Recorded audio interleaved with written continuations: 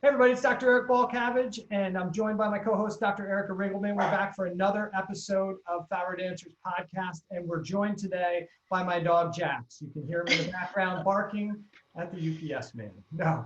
So Erica, how you doing today? I'm doing great. I'm doing great. Well, that's wonderful. We do have a guest today. We've done a couple podcasts lately without guests, which is great for you and I to kind of confab a little bit about thyroid physiology stuff. But today, we have Cindy Kennedy with us. We're going to talk a little bit about Lyme and how Lyme can impact thyroid physiology and the physiology in general. Cindy is a nurse practitioner who practices functional medicine. Cindy, welcome to the podcast. How are you today? Hi, I'm doing good. Thanks for having me. Well, I hope you're doing good. I mean, it's a beautiful day out here, at least on the East Coast. So, and every day is a good day in Corona times, right? I know. I was talking to Darren Ingalls on Friday, and he's a naturopath out in California, and of course they've been hit real hard with the COVID stuff. But he was talking, and I go, Darren, it's 5 o'clock somewhere, and he's like, yeah, and I go, yeah, there's something in the kitchen waiting for me, so we got to cut this short. Get back to your normal life, right? So we're going to talk today about Lyme, how Lyme impacts the physiology, possibly could trigger things like cellular hypothyroidism, glandular hypothyroidism, and autoimmunity. But the first thing we probably need to discuss is really your background, your story, because as a nurse practitioner, most nurse practitioners are practicing more allopathic or reactive medicine. And here you are kind of in this functional medicine world. How did you get here? It was a long road, I'll have to tell you that. I've been a nurse practitioner for about 22 years, and I practiced about 19 or 20 of those in women's health. So my prescription pad was out multiple times a day, and I didn't know any better. And somewhere in the midst of my years at the previous practice, I was not well, and I was undiagnosed.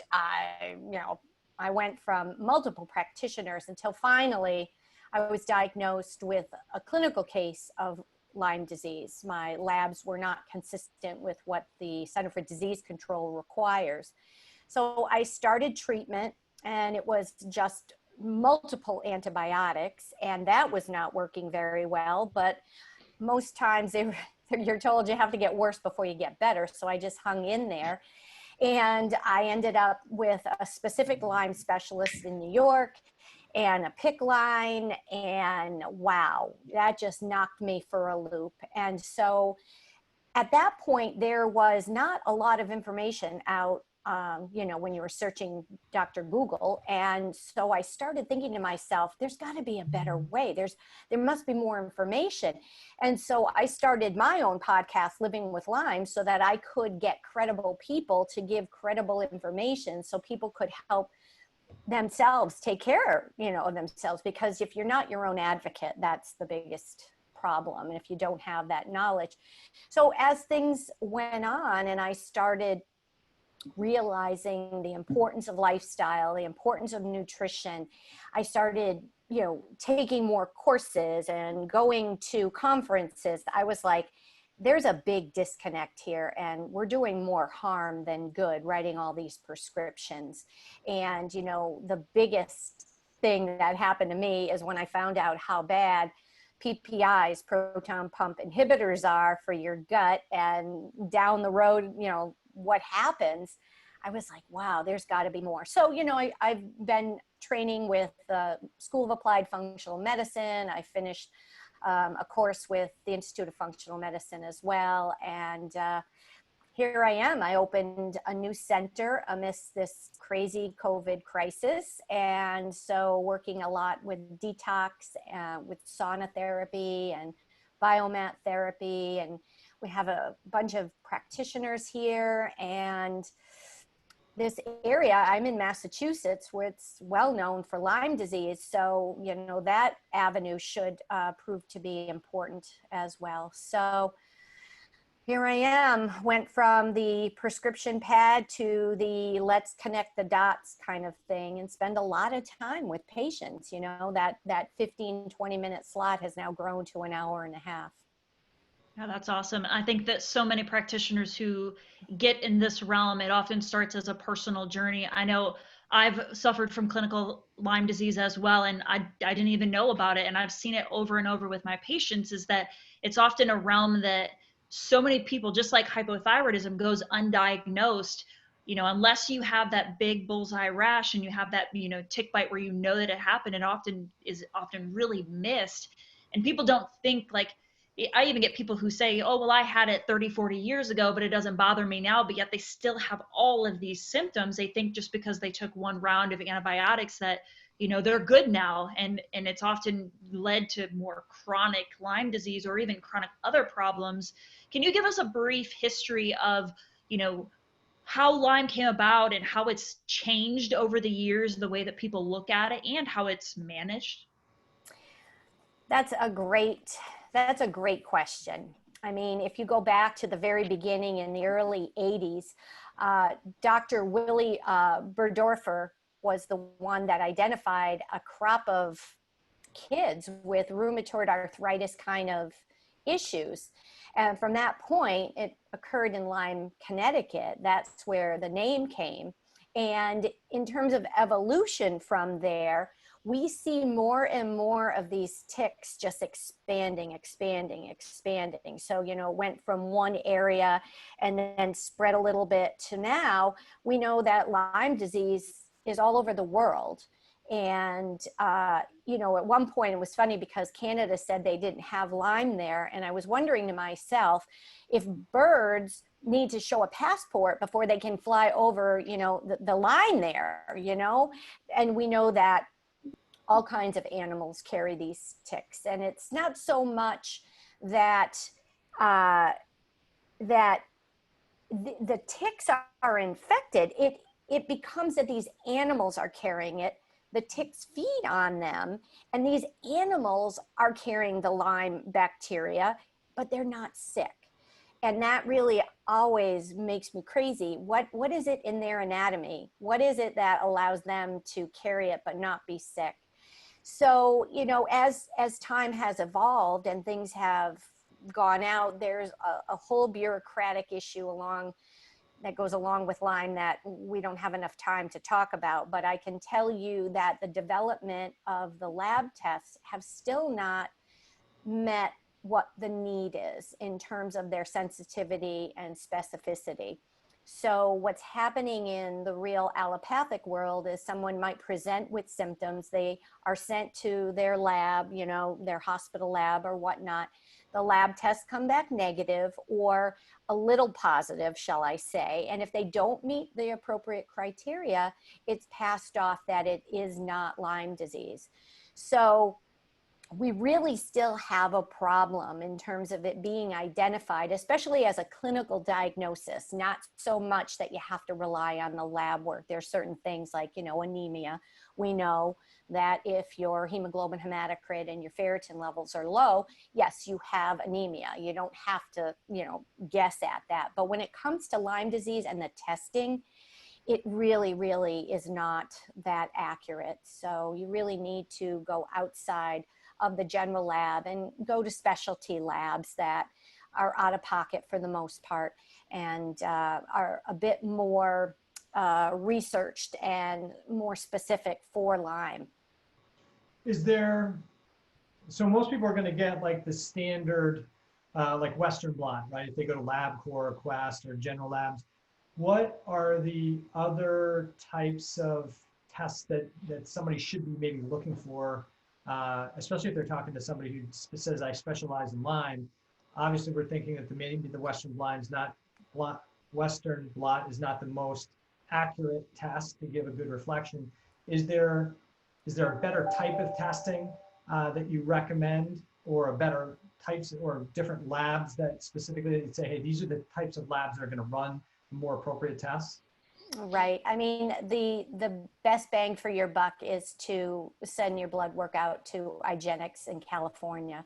They have a variety of different levels of testing. So they might have one that's more specific to picking up and sensitive to a very early infection.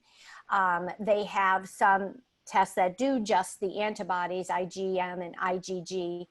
But again, the other thing that we have to think about is it's not just Lyme that these ticks carry. They carry a variety of other infections like Bartonella, Babesia, Ehrlichiosis, Anaplasma. They also carry viruses. We're even finding, you know, Mycoplasma, Chlamydia. I mean, these type of things that we have to think out of the box, especially if you're treating someone for an extended period of time and their symptoms are better but not great, and they were never tested for these co-infections. You really have to start thinking, oh, is there something more underneath, or have certain other viruses that have been in the person's system, like Epstein-Barr, now creeped up. And you know, so a lot of times there are other labs that do additional testing at, I'll say, vibrant labs, and they're more reasonable for cost. But again, I think the most important thing is investigating where these labs, where they're getting their data. Are they certified, you know, independently, CLIA labs, et cetera. So again, you know, there are some that are, you know, more specific. And I really have to say that my final answer is IGeneX. That's my final answer.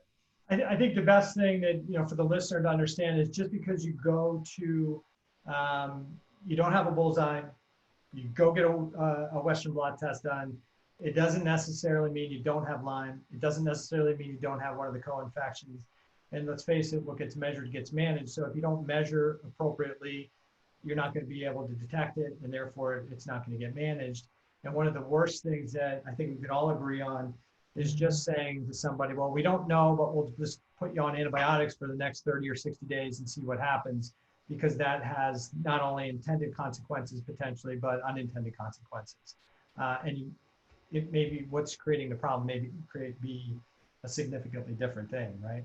Right. Well, one of the things that I like to do, I mean, obvious bullseye to me means let's get them on some antibiotics. But even if I give them the 21, 28 days worth of antibiotics, I'm diligent about being careful about what it's doing to their gut. And then what I like to do is transition people over right onto an herbal protocol for another 3 or 6 months, just to cover it. I mean, herbal, if you talk to some of the naturopaths that never use antibiotics, they get the same results or possibly better by using herbal preparations. And several companies are out there that really have done a bang up job with putting a lot of different herbs together. You know, instead of using just Japanese knotweed or just cat's claw, they'll have a lot of blends together as tinctures. And another company, Beyond Balance, does a great job for kids and put things, instead of a usual tincture as alcohol, they'll put it in glycerin. So you're not, but again, with children, you're giving them a drop, you know, I mean, how much alcohol are they getting? But, you know, in case that really is concerning to a parent. Yeah. And I think right now, you know, with Lyme and the testing, it's so hard. If the testing isn't coming back positive, those numbers aren't getting recorded. And just like we're seeing with COVID right now, the amount of new cases and you know, survived cases is all, you know, in the news. But when we look at something like Lyme, I think that we're seeing more undiagnosed cases that are out there in the numbers. Can you talk about some of the stats of like what percentage of the population has Lyme, or how many is out there that may not even know that they have it? Are there studies that kind of estimate those numbers out there? Well, those that don't know, no one's going to know, because they might be going down the path of being treated for an autoimmunity kind of issue like rheumatoid arthritis or MS or ALS, those kind of things. And no one's even put that together that it could be a tick-borne illness. You know, years back, and not too long ago, the CDC reported 30,000 cases. Well, we know that was completely wrong, and they finally fessed up, and it was 300,000. So if 300,000 cases are reported as positive based on their criteria, because they have different criteria, because you're checking antibodies on different levels to different portions of the spirochete. What happens is there are people that might test positive, not with the CDC, but maybe CIGenics will use less amounts of positive antibodies. So those, the CDC won't take those. So, you know, you think of 100,000, 200,000 more people, we have well over 500,000 people that are testing positive, whereas the CDC will only recognize maybe 300,000 of them. And then again, you know, you have to think about the portion that are undiagnosed in terms of Lyme, but they're diagnosed something else, and never will we know. You know, they might have lifelong illness and associate that with some other issue that's brought up. I mean, it's true. I mean, there are ALS, Lou Gehrig's disease. It was very interesting. That's another guy who, you know, played baseball, and he was in a team down in Hartford, and he lived in Lyme, Connecticut.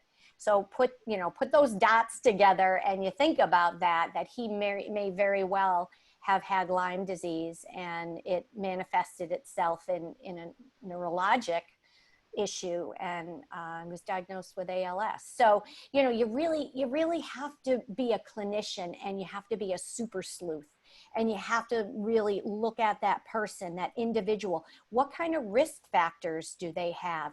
You know, I even consider someone who is, you know, doing, you know, they're gardening, you know, you think about that.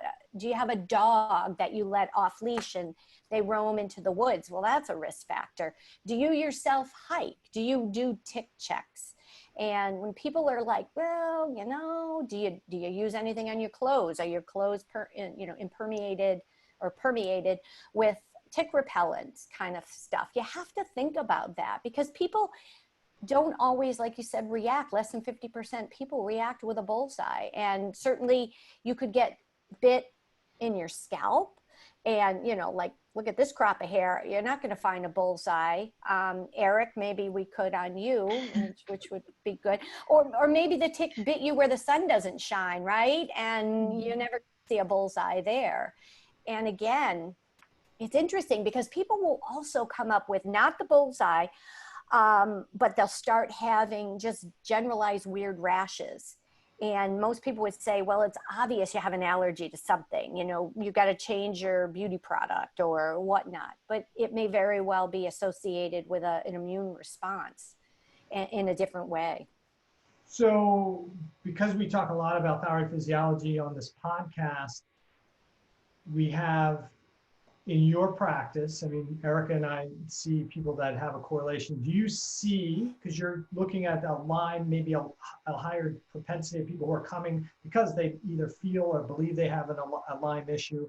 Do you see a correlation occurring between those that have Lyme disease developing some level of hypothyroidism, whether it's they just have lots of chronic hypothyroid symptoms, or they actually are diagnosed with Hashimoto's, or they're actually diagnosed with glandular hypothyroidism? Do you see any correlation in your practice? I do. And especially those who have been on long-term antibiotics. You know, the way I see it is that these people end up with gut permeability. They're been told, like even I was told, just take a probiotic at a different time of your antibiotics. Okay, well, that's fine. And just eat okay. Well, what does that really mean? You know, no one's giving people instructions, and they just don't know. And so that's why it's so important to seek out care from someone who thinks really outside the box and really can look at things and really understand that a sluggish thyroid is a sluggish everything. It's a sluggish immunity. It's a sluggish gut. You know, you're not going to detoxify. It's a constant thing. And in our terrain, we're pretty toxic as a society now with everything we're eating and smelling and whatnot, putting on our skin. So I do see that. And I do see that majority of people with some appropriate support, like if I help with their immune system, I help with their gut health, I help them detoxify, that their levels can come up. And I do see people who are creating antibodies mainly Hashimoto's, TPO antibodies. And those people I really have to support, I mean, I remember back in the day when I had my prescription pad out all the time, I had to have a TSH. I was told TSH had to be like above 10 or something to really support it. It's not, it's not hypothyroid, and barely anybody ever checked antibody levels. And now learning what I know, it's not just the antibodies, it's the free T3, the free T4. Are they converting? We do that in our peripheral tissues and in the gut. So it's really a lot of, it's a big picnic basket, right? You're in a big pile of soup here. So you really have to look at all of these things and know where the thyroid, the hormones, we know where they're being produced, but are they actually ending up in the cells where we need them to go? So we do see that. And, it's like anything else. If you have one autoimmune issue, you may have others that are going to crop up. So we have to be careful that we're identifying those so we can support that body so it can heal. So yeah, go ahead, Erica. Yeah, I think that with the healing thing, it's really coming down to the state of the body. And I've gone back and forth for years, dealing with thyroid, but also dealing with Lyme, is that I always ask myself, was it the chicken or the egg that came first? Was it that you were already in a state of, metabolic stress, cellular issues, already having inflammation, maybe already having a thyroid issue, then you got bit by a tick that then allowed that to happen? Or was it that you were in a good state, got bit by the tick, that created that storm, and then all these other things happened? I think that it's really figuring out that story, and I think it could honestly be both, but it's really looking at those factors. And I think a lot of people, they're already in a state of disarray when they get bit by a tick. That's why it affects them more than maybe it would have affected the spouse that maybe got bit by when they went out in the forest that day too. So I think, what are your thoughts on that? Yeah, I mean, that not every landscaper is going to get Lyme disease. They're in it. I mean, there has to be people that have gotten bit a million times and their body has taken care of it. Now, I don't know, I can't make that correlation, a clear reasoning for that, but there is. Now, I read something recently that we are in a pandemic during a pandemic. And if we think about that, they're talking really about metabolic syndrome and, having type 2 diabetes and all of this. And if you look downstream, the bottom line is inflammation. So if the body is already in a state of inflammation, maybe we're toxic, don't even know that we're toxic, I think that puts the body on a kind of in a negative way, that yes, that this can crop in and the immune system's a bit confused anyway. So then you throw in this type of spirochete or one of the other bacterias, and the body just does not identify it because they're too busy doing other things. They're too busy sopping up other problems that are created in the body with all this inflammation. So I think that some of that's the case. I think the other is that there's such more animals that are carrying these ticks and they're dropping off. There's just more of a volume. And so that seems to be more, you have a greater risk, just like winning the lottery. You have, if you put in a gazillion tickets, then you have a greater chance of winning, although still slight, but other than just one or two tickets. So, thinking about that, it's just that they're everywhere. And even where we think the Northeast types of ticks, like the deer tick, the black-legged tick, is in the Northeast, they're finding it in different places. The Lone Star tick, which was more south, it's creeping up because they're getting transmitted, via, the back of a squirrel or the back of a chipmunk or birds because they fly. And so we're really at a disadvantage. Every continent has had, I'm not sure about Iceland, but I'll have to check that out. But every continent has had Lyme disease. They've even, tickreport.com is a service out of UMass Amherst where they'll do your tick testing, which I tell people, save the darn tick. And then their tagline is send a tick to college. So, send it out, find out. Gosh, can you imagine not have to worry if this tick comes back clear? That would be lovely. But they've gotten ticks that have come from Hawaii. Now, is it really there, or did somebody come in with it on luggage or on an animal or whatnot? Not really sure, but we know it's just about everywhere. And, we've got to get government officials kind of poo-poo it. And I did see recently that they're trying to pass some laws to get more research and more funds into this area, which would be really, really good. So I think one of those things we want to do is for the listeners is kind of pull some of all the data together a little bit. And one of the things that Cindy's saying is that, hey, Lyme could be the thing that creates the issue. And that's, I think, what Erica's talking about as well. Is that when we talk about hypothyroidism, we typically talk about it starting at the cell level. Some type of excessive cell stress triggers the immune response, triggers the inflammatory response. And as Erica was saying, you may be predisposed. Your threshold to take on more stress may already be at the edge. So you're super susceptible because you're already pushing into threshold, and that's going to start to drive symptomatology really fairly quickly and create some problems. So the Lyme could be the primary initiator, or it could be the add-on that kind of pushes you into a stress response.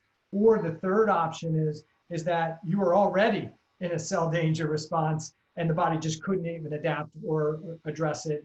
And then the fourth option is that you get the Lyme, you see the bullseye, you get treated, but the treatment now creates a problem within the body, especially within the gut, where you create dysbiosis, you knock out some good flora, opportunistic organisms can grow back, that can then create problems. And now you've got a manifestation, not just necessarily because you had Lyme disease or you had a tick bite, but because the antibiotic, while it had an intended consequence, unfortunately had an unintended consequence. And in allopathic medicine, we're not really doing a lot to try to re-nourish a gut flora after an antibiotic. We're just kind of putting it in and saying, hey, it's fine, it'll figure it out and grow back appropriately. But in functional medicine, we really understand that, hey, once you take up an antibiotic, there's a couple things that can occur. One, you can totally disrupt the gut biome. You can allow for the overgrowth of opportunistic organisms, yeast, other organisms that might be in the GI tract in extremely small concentrations now get to flourish because the guard is essentially gone. And now they can create this overgrowth. So the Lyme could be the thing that triggers that immune response. It could be the primary. It could be the thing that is like the add-on thing that triggers it, or the treatment could be part of the problem. And as Dr. Erica and I have talked about multiple times in the podcast is, it's actually the reason we believe that to a large degree that we see a correlation between somebody who's got an active Lyme issue and somebody who's got hypothyroidism is because it's triggering the cell stress, the cell danger response that may be from the Lyme, the co-infection, could be from the antibiotic and the impact from that. And if you have that excessive cell stress, you're going to deactivate thyroid hormone. You're going to want to slow down your metabolism, not as a mistake, but as the body's saying, hey, we've got a threat here, slow the metabolism down. Because if we just increase the metabolism, we actually make a better environment for the organism to potentially thrive. And so that's one of those key things that we need to understand. So if you're one of those people who has hypothyroidism and you're struggling with being able to address it, especially if you've been through functional medicine already and you've checked your gut, you've addressed those things, and you still are struggling with chronic hypothyroidism, then the stress trigger is either still there or something is preventing the healing response for the cells to come out of the danger response. And that's for a whole nother podcast. But would you guys both agree with kind of that perception? I do. I see stress as, multi-level, because it doesn't have to be just the stress of an illness. It certainly can be the stress of a situation, a past trauma, things that are not dealt with. And when you have that emotional stress and then you add in a physical stress, really, that the thyroid is so fragile. It's a fragile little organ there. Yeah, absolutely. So when we're talking about addressing Lyme issues, right? It would definitely be important to, if you think you've got Lyme, to get that evaluated early. We've kind of talked about the treatment. Why is it so important for Lyme to be identified as early as possible? And what are the downsides to not identifying it early? How does that kind of complicate a case as far as trying to address it or treat it? I'm so excited. I feel like this is a spelling bee and I know the answer. I don't even have to ask the origin of the word. I know with this answer, it's exciting. So when you have, say, a typical pneumonia, that bacteria comes in, the body starts to get all inflamed, you get a fever, it's identified, the antibiotic goes in, boom, we're good, wipes it out. Lyme disease is very different. First of all, if you're lucky enough to have that inflammatory response, that immune response at the skin level with the bullseye, we know it's right there where that redness is and it's expanding locally. We got it. You know, we'll get in there with an antibiotic and boom. But once it goes past that skin into the tissue, then into the bloodstream, it can lodge itself and start doing crazy stuff in organs, in joints. It can really wreak havoc. The third thing here is that it changes shape to try to evade the immune system. So it doesn't stay in its little corkscrew. It turns into little cysts. It turns into like a bunch of colony type stuff called a biofilm. And the immune system then thinks it's friendly. So these things are all happening behind the immune system's back, and then it blows up, it goes out. Your immune system might see it a little bit and then try to get at it, but it can't. It just becomes so overwhelmed with it. And the longer it goes untreated, the more damage that can happen. We know that joints can become terribly inflamed, and that can be long-term damage. We know that the heart is another area. Lyme carditis is significant, can destroy the conduction system of the heart. People have had to have total heart transplants to, change out that damaged heart. So the idea is the sooner the better. And, in my case, I've been fortunate that I finally got to a certain point, even after being years of untreated, that we got that under control.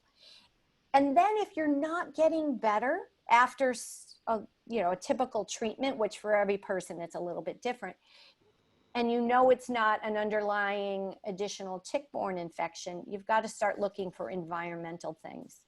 And the environmental things can be mold, it can be heavy metals, it can be just general toxins that your body's burdened with, like glyphosate. So again, you got to be a sleuth, you got to be the Sherlock Holmes, you've got to look at that person and really get a good solid history so you know what risk factors that they have. And you really just have to identify the fact that if you got this late, and sometimes you just don't know when it happened, you've got your work cut out for you, and you really have to find that practitioner that's going to, go with you the long haul. Yeah, and I often feel like a lot of patients are looking for that one thing that made them sick, and sometimes Lyme is their only focus, and sometimes you have to kind of open a patient's eyes to say, yes, Lyme is a portion of this, but we also have environmental toxins. You've got gut disturbances, there's co-infections going on, there's the stress of being sick and what that does to a family, and then it spirals emotionally for that stress. I think that opening people's eyes that there's usually more than just one thing that's involved in a Lyme case, and really trying to work all angles. And Lyme can be very tough. Sometimes you have to approach from multiple sides to really get a handle on it. What's your school of thought on, is this going to be there forever? Is it one of those things that can be reoccurring, or is it once you get a hold on it, then you're good, you never have to worry about it again? Yes, yes, and yes.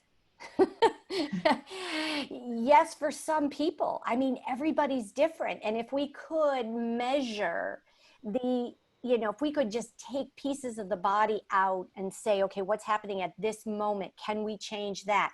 Okay, what can we do about, this way to attack something? Can we change that? Everybody is so different. And again, when people don't know the whole thing, if you're living in a building or you're working, a lot of people are working in buildings that are moldy, that's going to constantly be attacking the immune system. And if it's so busy doing that, it's not going to help you achieve, that remission from Lyme. And I think everyone is different. And again, that system approach is helpful. I mean, some people start triggering mast cell activation, and then that's a whole nother problem. You're reacting to X, Y, and Z all the time, and your body is so confused. And then you know that you make an enzyme in the brush border of the intestine, and if the intestine is injured and the microbiome is not there that you need for protection, and you're not going to make your DAO, then it's such a cascade, it's such a snowball. I think people do recover. I think when the appropriate personalized genetics, the epigenetics is in favor, and their environment is good, and they're willing to make lifestyle changes.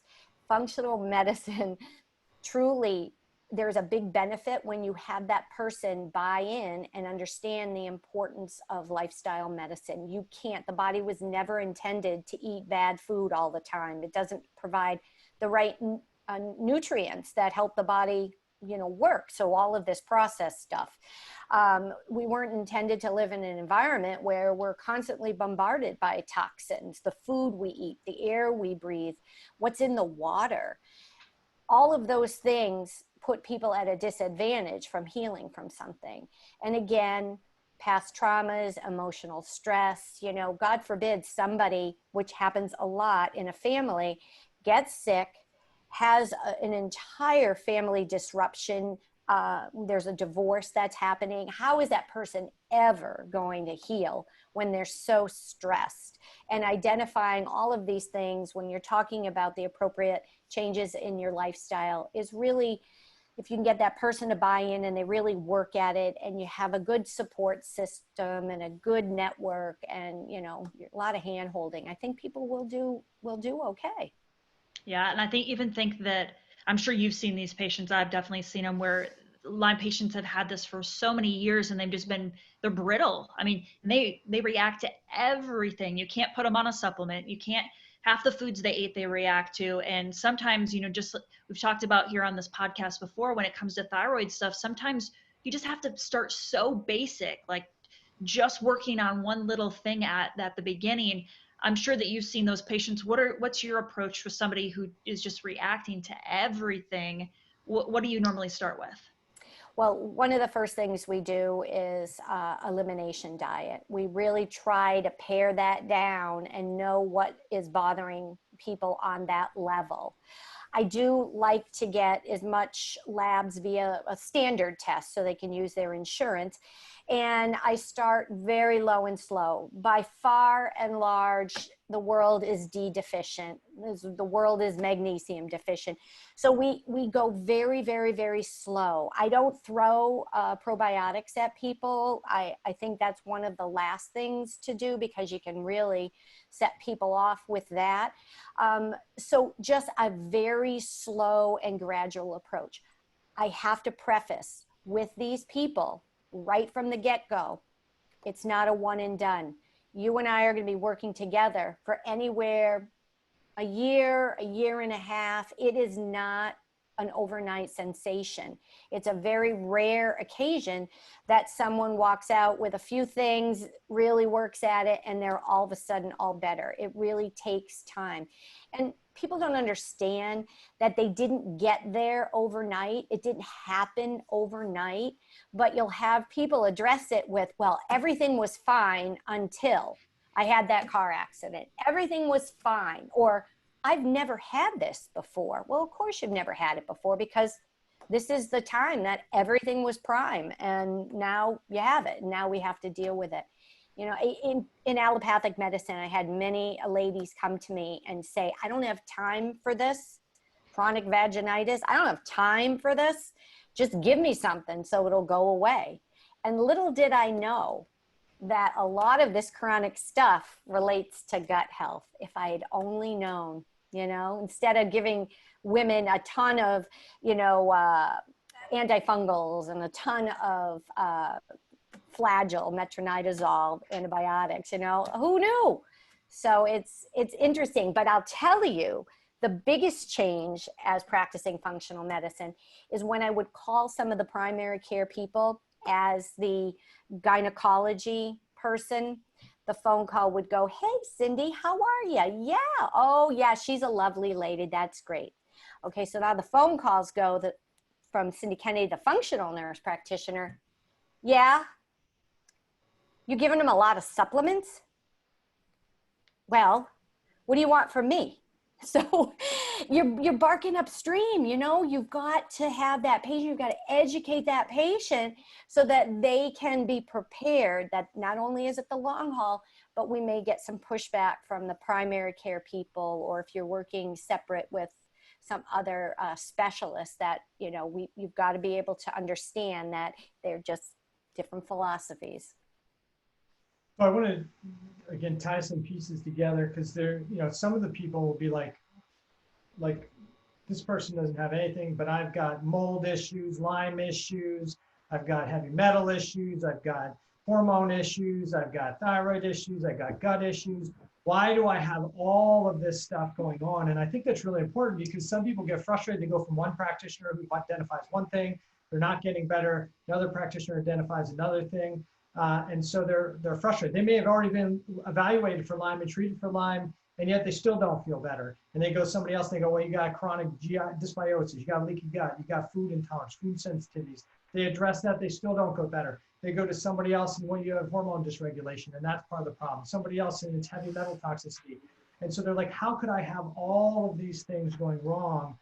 And, you know, I think one of the most important things that we want to make sure that we get across to the listeners is that once you push into this excessive cell stress and you go into the cell danger response, the body and the cell physiology, everything changes.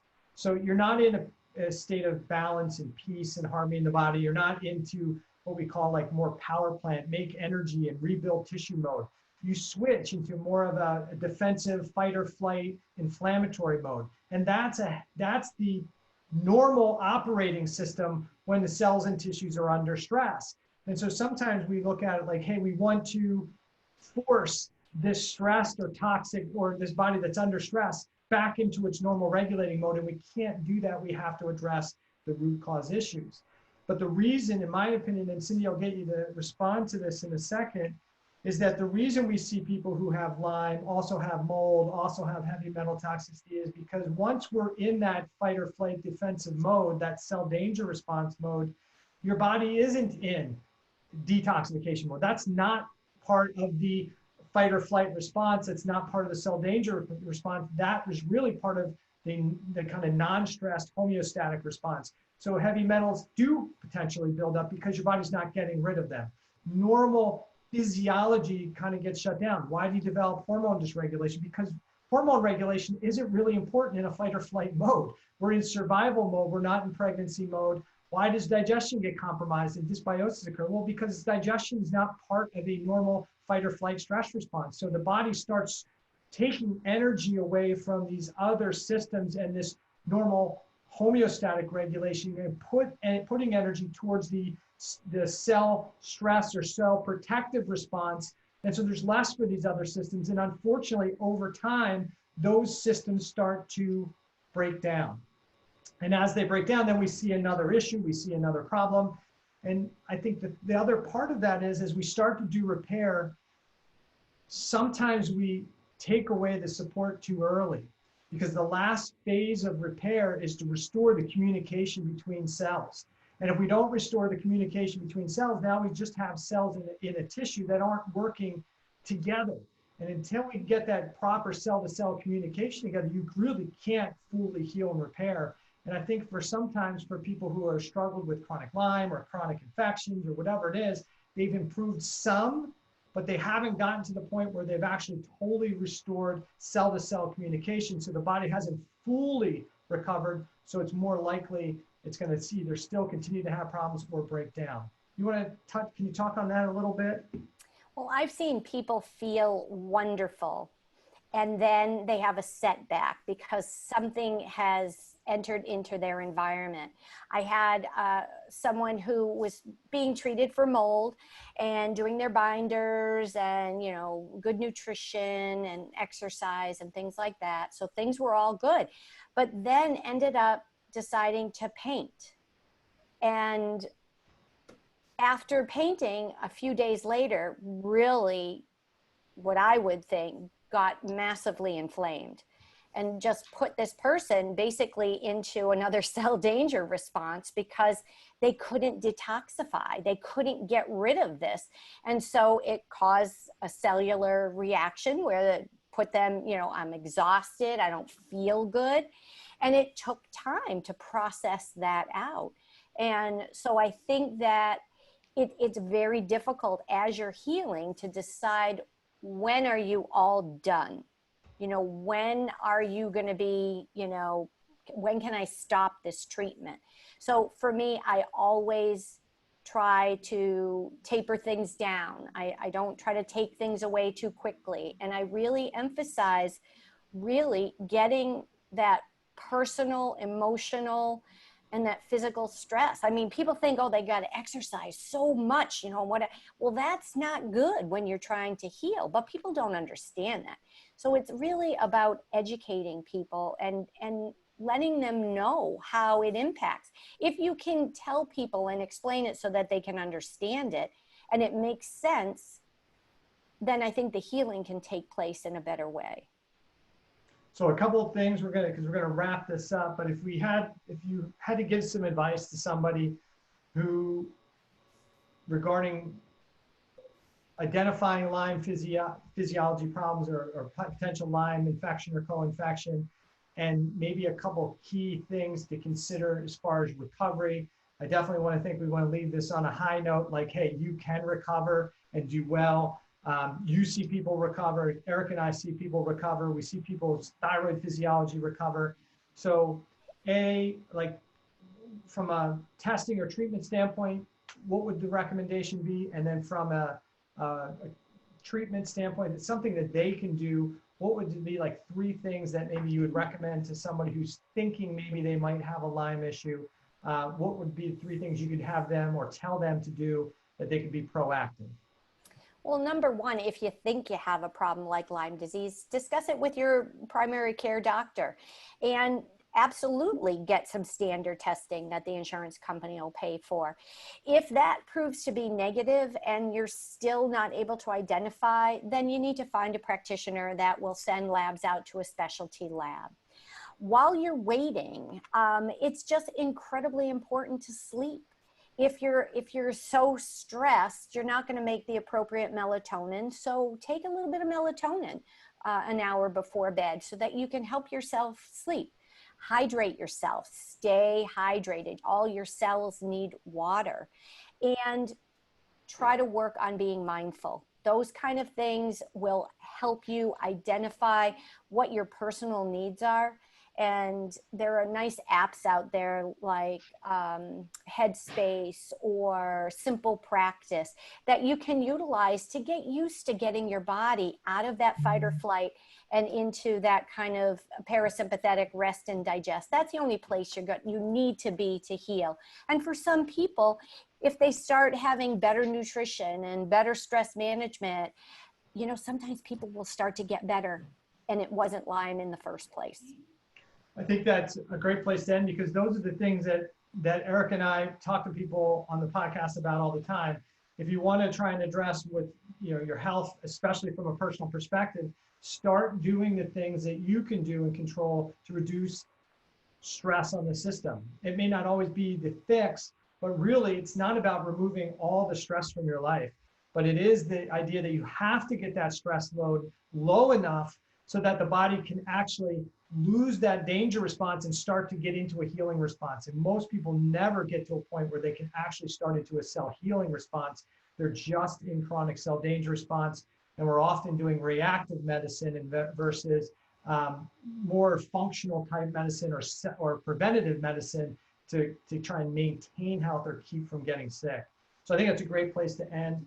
If people want to learn more about you and find out more about you, how do they find you? Website, social information? Where can they go? Sure. My practice is www.pursuewellness.us, and there's links in there. You can book a free discovery call, see if we can help you. I do practice with a registered dietitian, so the two of us kind of tag team to help people out. If you're interested in the podcast, that's www.livingwithlyme.us. We're on Facebook, we're on Instagram. I mean, generally speaking, just reach out. We'll get right back in touch with you. And I'll put all this big contact stuff at the show notes. So Cindy, thanks so much for coming on. Thanks for coming on. Thank you, guys. I'm sure we'll talk again soon. Yep. Erica, have a fantastic day. I know you got to get back to work, as I think we all do. So for our listeners, thanks for tuning in. Thanks for sharing the podcast with your friends and your family, and continue to listen to more episodes. And if you're bored and have nothing to do, matter of fact, just do it anyway. Go to wherever you download your podcast. I think there's like stars, or they want you to rate it. It's really good. I think there's usually like 5 stars. I think 5 is the one you want to check, so you have most of them lined up. Go there, check it, continue to keep us at the high end of the functional medicine podcast. We appreciate everybody listening. And with that, we'll sign off. All right, take care, everybody. See ya. Bye-bye. Thanks again. Bye.